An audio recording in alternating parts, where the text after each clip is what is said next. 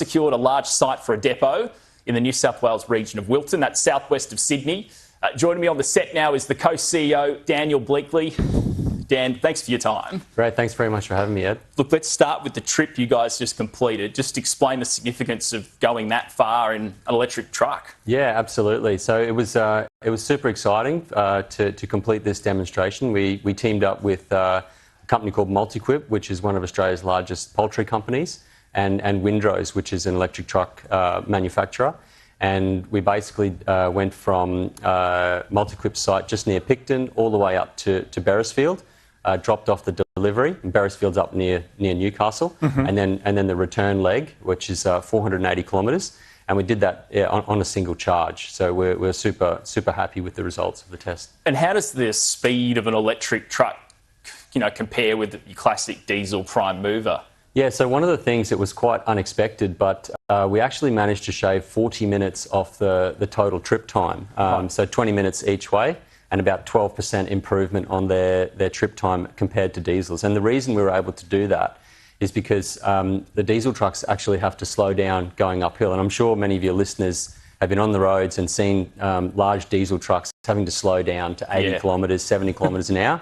Well, electric trucks don't have that problem, and they're able to maintain the speed limit going uphill. So on this trip, the driver actually commented after completing it that he was pulled into the weighbridge. And the reason he was pulled into the weighbridge is because they recognised that he was going unusually fast for a truck. Yeah. Yeah, just talk to us about the type of truck you use, because we've interviewed Volvo trucks before on the show. They're obviously pretty well known. Who are you guys going with? Yeah, so Volvo have a fantastic truck, and we're also working with Volvo as well.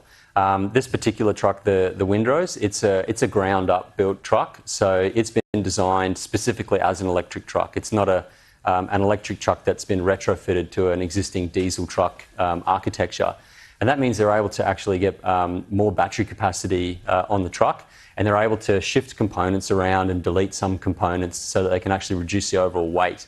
So the front axle weight on this truck's only 6.5 tonne, whereas other trucks, it's quite a lot heavier. And the charging process, can you just swap the batteries out, or how does that work? So this particular truck doesn't have swappable batteries. Yep. We think the future is really around high-speed charging. Yep. And some of your listeners who have electric cars already, they'll be familiar with a CCS charge port.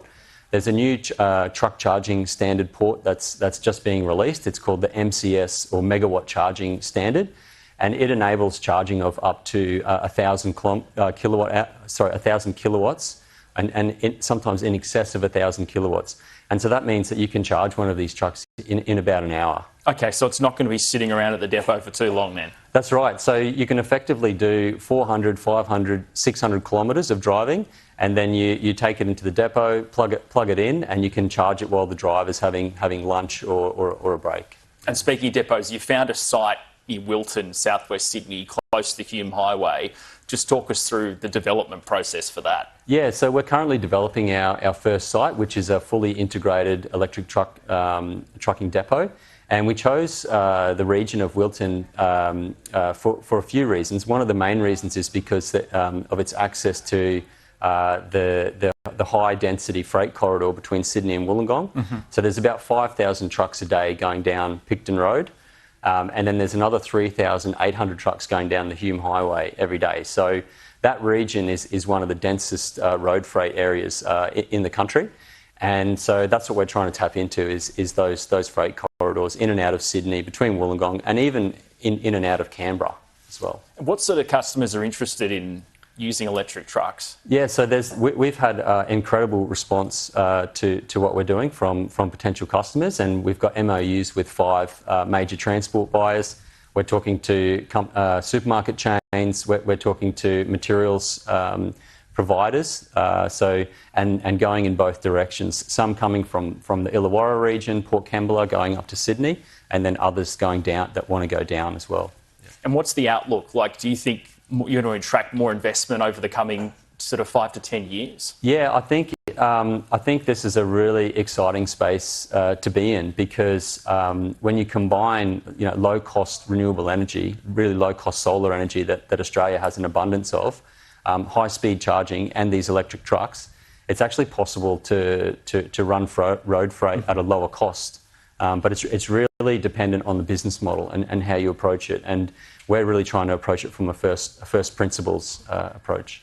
Dan Bleakley, Chief Executive, great to have you on the show. Great. Thanks very much, Ed.